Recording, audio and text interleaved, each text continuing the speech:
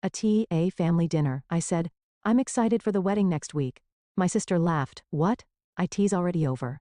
My Mill showed me her phone. There was a picture of the wedding. My sister smirked. Oops, I gave you the wrong date, lol. I walked away in silence. But they were the ones who regretted IT. In a quiet residential neighborhood in the Boston suburbs, soft sunlight filtered through the swaying trees, illuminating the living room of Elizabeth Morrison's house. Elizabeth, known as Liz, sat in a chair by the window, gazing at the colorful flowers blooming in her garden. Her shoulder-length hair, though having lost some of its former fullness, was steadily returning to its original state. Liz held her coffee cup with both hands, feeling its warmth as she took a deep breath. The sensation of living a second life filled her heart each day. Her smartphone's ringtone broke the silence. Her mother's name appeared on the screen. Liz, how are you? Are you ready for dinner tonight? Martha's voice had a hint of tension beneath its usual warmth. Liz smiled and replied, yes, I'm ready. 6, right? Dad said he'll bring wine, and Ashley and Jason are coming too. I've invited Jason's parents as well. Martha's voice rose slightly. Thomas and Carol are very proper people, so don't worry, Liz said reassuringly. Jason's parents are very warm people. Thomas in particular has shown interest in my work, and Carol is always concerned about my health. After ending the call, Liz moved to her home office. Her computer screen displayed a folder labeled, Gift for the Hamiltons. She checked information about a real estate property and bank transfer preparations, then smiled with satisfaction. At that moment, a memory from 2 years ago came vividly to mind. White hospital room walls, the rhythmic dripping sound of an fourth. Liz lay in bed, pale, her hair fallen out. Martha and George sat worriedly in the corner, while Ashley stood in the doorway, clearly uncomfortable. Get well soon, Ashley said, but her eyes kept darting to the clock on the wall. But I have to go now. I have a date with Mike. Ashley, Martha scolded. This is a difficult time for Liz. Ashley shrugged. I have my own life too. I wish you'd stop making Liz's illness the topic of every conversation. Liz shook her head to dispel the memory. Ashley has grown too, she whispered to herself. She has a right to be happy. Another memory emerged. Dr. Grayson sitting across from Liz. Elizabeth, congratulations. Your test results are good. I can say you're in remission. Tears welled up in Liz's eyes. However, complete recovery will still take time. Your strength will return gradually. And most importantly, spend time with your loved ones. This is a good opportunity to consider what truly matters in life. Liz stood up and gazed at the view from her window. She placed her hand on her chest, savoring the feeling of being alive. Then she picked up Ashley's wedding invitation and gently traced the date, April 15th, with her finger. How wonderful to see my sister on her special day, she smiled. Opening her closet, Liz took out a light blue dress. Modest, yet elegant. This won't draw too much attention at Ashley's wedding, she thought. She didn't want to steal the spotlight on her sister's important day. Liz's phone rang. It was Jason. Hey Liz, looking forward to dinner tonight. By the way, I really like that property in Brookline you told me about. I'm keeping it a secret from Ashley for now. Liz smiled. I'm glad you liked it. That property is perfect for you too. Leave the further proceedings to me. Let's avoid talking about real estate at dinner tonight so we don't spoil the surprise. Jason expressed his gratitude and hung up. Sunday evening in the spacious dining room of the Morrison home. The table was adorned with flowers and fine china, with crystal glasses filled with deep red wine. Liz, her parents Martha and George, Ashley and Jason's parents Thomas and Carol Hamilton were seated. Martha proudly announced as she carried in a silver tray with roast beef. Today's roast beef is one of Liz's favorite recipes. When she was sick, she said, "When I get better, I want to eat Mom's roast beef." Thomas Hamilton smiled warmly at Liz. Elizabeth, your recovery is truly miraculous. It's a great joy for our family too. Jason always talks about your courage. Liz responded politely, though a bit embarrassed. Thank you, Thomas.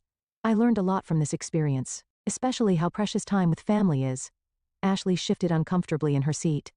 Adorned with flashy jewelry, she raised her voice as if trying to become the center of attention. Hey everyone, don't you want to hear about our honeymoon plans? We've decided to go to Bali.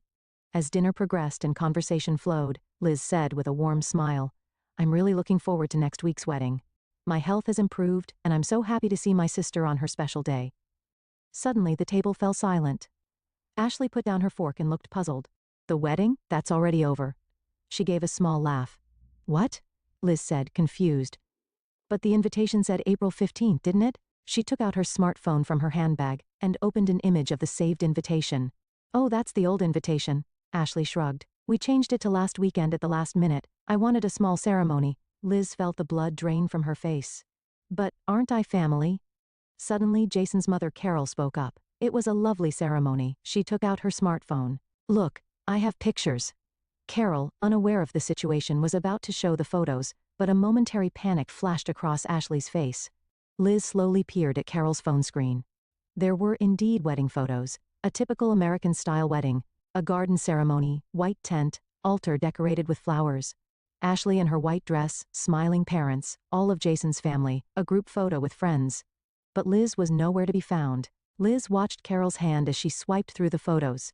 Not a single image included her. Ashley, what's going on? Liz's voice trembled. Why was I the only one who didn't know? Not even an invitation. Ashley grinned and said lightly, I guess I gave you the wrong date. Sorry. She picked up her wineglass and took a sip. I've been so busy lately. Jason looked uncomfortable and apologetic as he glanced at his sister-in-law. Liz, I thought invitations were sent. I'm really sorry. Martha looked at Ashley. Why would you do something like this? Ashley responded with slight irritation. It's not a big deal, is it? Liz was sick and had no energy. Can you imagine everyone fussing over her during the ceremony? It was my day. Liz felt the blood drain from her face. Her parents were looking at Ashley with confused expressions. Across the table, Thomas and Carol also appeared shocked. Liz slowly stood up and simply said, I see, before leaving the dining room without another word. Through the door she could hear Ashley saying, Aren't you being a bit too sensitive? It's a wedding, the best day of my life. Everything needed to be perfect. As Liz headed for the front door, she also heard Thomas's low, stern voice. Ashley, I value family above all else. This kind of behavior. Liz went outside, got into her car, and took a deep breath, fighting back tears. She took out her cell phone and opened her banking app. She displayed a $100,000 transfer reservation saved under Ashley and Jason new home gift and pressed the cancel button. A confirmation screen appeared. Liz hesitated momentarily but pressed the confirm button. The screen displayed the message, Transfer has been cancelled. She started the car engine. The next morning, Liz sat in front of her computer with a calm but determined expression. She opened an email draft and typed the subject line, regarding the Brookline property. To Joseph, I've decided to cancel the property reservation for the Hamilton couple. Due to family circumstances, there has been a change in my support plans. I apologize, but please offer it to other clients. After pressing the send a button, Liz picked up her cell phone and made a call. Helen. It's Liz. I have a message for the real estate agent network in the Boston area. About the Hamilton couple, specifically Ashley and Jason. Liz continued while writing in her notepad, Yes, exactly. If they're looking for properties, I'd like them to be handled as currently in process or sold. Duration, 3 months. She thought for a moment and added, No, this is a personal matter. Until they find some other means. After hanging up, Liz gazed out the window. She wasn't feeling satisfied but rather sad. This hurts more than when I was sick, she whispered. That afternoon, Liz's phone rang. Jason's name appeared on the screen. Liz hesitated for a moment but answered. Liz, I'm truly sorry about yesterday. Jason's voice was sincere. I had no idea. About the change in wedding plans, about you not being invited? Liz replied calmly. Jason, it's not your fault. But there's something I can't understand. How someone could deliberately exclude her own sister from her wedding. Especially a sister who has just returned from the brink of death? After a silence, Jason said in a small voice. I don't understand either.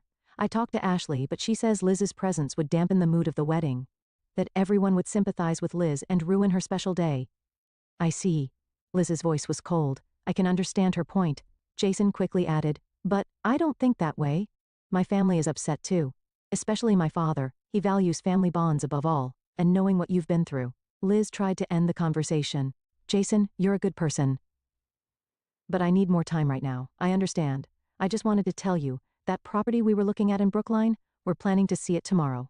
I want to show it to Ashley. Liz exhaled softly. I see, good luck. The next day Liz's phone rang. She took a deep breath before answering. Liz? What's going on? Ashley's voice was filled with anger. All the houses we were looking at have suddenly been marked as under contract. Properties that were on the market just last week, suddenly, all of them. And real estate agents all have strange reactions when they hear my name. Liz responded coolly. The real estate market is changeable. Spring especially is an active time for properties. But Jason said that even the Brookline property you recommended suddenly became in process. What's going on? Liz answered concisely. I've decided not to be involved anymore. What do you mean? Ashley's voice rose even higher. Ashley, you didn't invite me to your wedding. You thought that atmosphere would be better without me, right? Similarly, I believe you can purchase real estate without my help. A sharp intake of breath was audible from the other end. No way, are you getting revenge on me? What's the point of that? Liz said quietly. It's not revenge.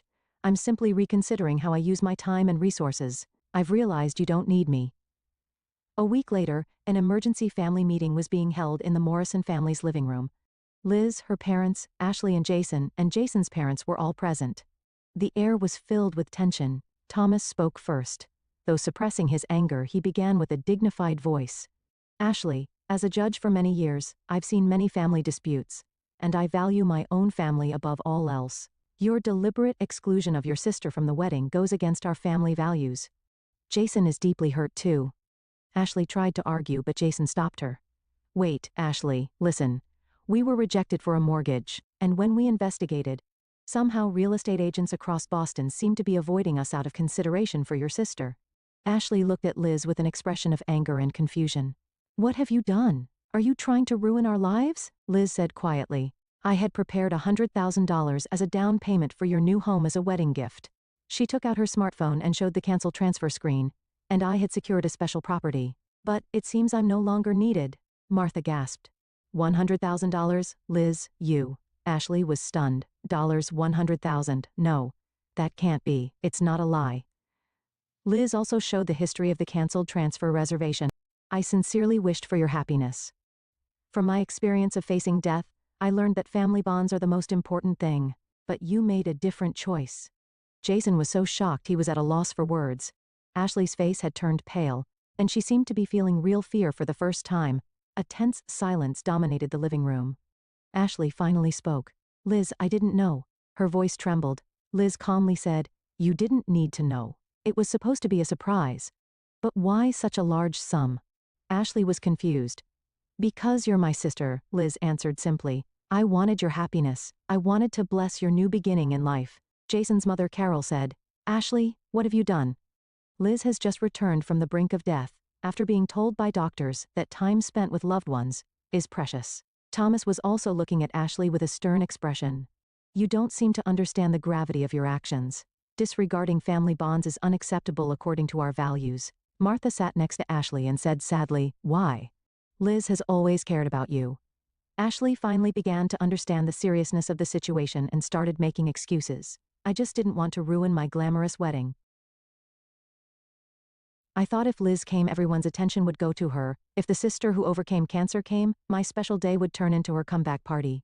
Liz's father said in a cold voice. Is that your excuse? You couldn't share the joy of recovery with your sister after she faced death? Jason covered his face with both hands. We're in debt, from the wedding costs, and we can't find a new home. He looked at Liz. Did you have something to do with our mortgage application? Liz answered honestly. Without my down payment contribution, your debt-to-income ratio might have changed, affecting your application. And I did tell real estate agents to hold off on dealing with you for now. Thomas stood up and said sternly, Ashley, I expect honesty and family values in my son's spouse. I need to reconsider whether you are appropriate as my son's life partner. Ashley turned pale. What do you mean? Carol placed her hand on her husband's shoulder and quietly said, We'll have to reconsider the financial support we promised for the marriage too. Tears welled up in Ashley's eyes. But we're already married. Legally? Thomas maintained his stern expression. Law is my specialty. Dissolving a marriage is complex, but not impossible. Especially in cases involving fraudulent actions. Jason stared at Ashley, then stood up and walked to the window. His expression was filled with agony. I love you, Ashley. But this is beyond my imagination. I couldn't do this to my sister. Martha and George sat silently. Their faces showed deep sadness. Liz slowly stood up. Everyone, I don't think we need to continue this conversation. She spoke gently but firmly. Ashley, I don't condemn your choices. I just accept them. Just as you don't need me, I won't interfere in your life. But, Ashley's voice trembled. Liz smiled. It seems I'm no longer your sister, just an acquaintance. That's fine. Facing death taught me many things. Liz picked up her handbag. Let's end here for today. Everyone, please enjoy your meal. As she headed for the door, Jason hurried after her. Liz, wait. My family is deeply grateful to you. And I want to express my respect for your courage. Liz thought for a moment, then said, Jason, you might need to work on your judgment of people. She smiled gently. But that's your life, your choice. As Liz opened the door, Ashley cried out, Liz, please come back. Let's talk. If it's about the $100,000, Liz didn't look back. This isn't about money, Ashley. It's about trust and respect. And what family means. She quietly closed the door and took a deep breath of fresh air outside. The soft spring breeze caressed her hair. Liz took out her smartphone and opened her banking app. She set up a new transfer procedure and titled it Donation to Cancer Patient Support Foundation. She entered $100,000 in the amount field and tapped confirm. Life is short, but if used for meaningful things, it lasts forever, Liz whispered as she looked up at the sky. Then she got into her car and drove off toward a new tomorrow. Inside the house, Ashley sat with a desperate expression. As all the family members stared at her, Jason's father, Thomas, solemnly said, "Ashley, today you lost the most valuable thing in life. It's not $100,000 but true family bonds." Martha pressed a handkerchief to her eyes and said, "To think my daughter has grown into such a person." Ashley seemed to truly understand the weight of her actions for the first time. Large tears fell from her eyes. But it was too late. Perhaps too late to repair what she had broken. In a lush park in the Boston suburbs, on a weekend afternoon with the early summer sun shining, Liz sat on a bench in the shade. Her hair now reached past her shoulders, regaining more of its former fullness. On her lap was a small notebook and a fountain pen, and beside her sat a take-out iced tea. Elizabeth Morrison? Liz looked up to see a man standing there. He wore elegant casual wear and had a gentle smile. "I'm Daniel Bradley. Thank you for your time." Liz smiled and gestured to the seat next to her. "The pleasure is mine. Please sit down." Daniel sat on the bench, appearing slightly nervous. Living a Second Life, a cancer survivor's memoir. It really moved me. Especially the chapter about family relationships. It struck a chord. Liz nodded quietly. Her book, published 6 months ago, had become an unexpected bestseller. The candid account of her experience facing death and rebuilding relationships had resonated with many people. "I'm ready for the interview," Liz said. For the Ella Boston Healthy article, focusing on cancer survivors' daily lives and psychological aspects, right? Yes. What many readers want to know is what the transition to normal life after treatment is like. Daniel opened his notebook. Especially how relationships change. Liz's cell phone rang. She looked at the screen and her expression darkened slightly.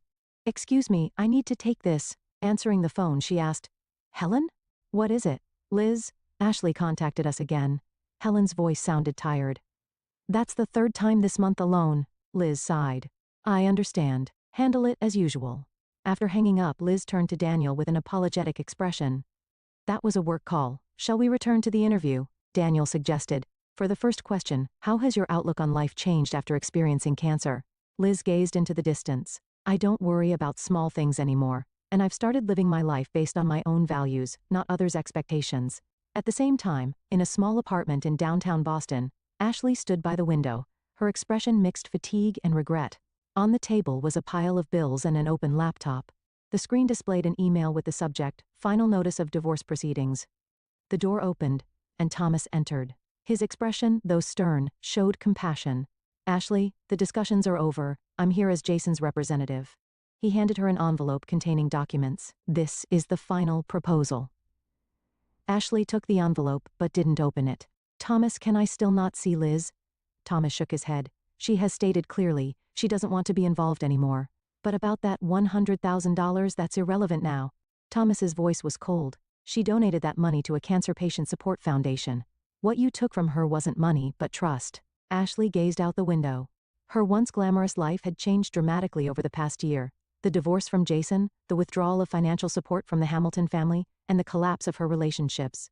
Her reputation in the Boston real estate industry had also plummeted. "I was truly foolish," she whispered.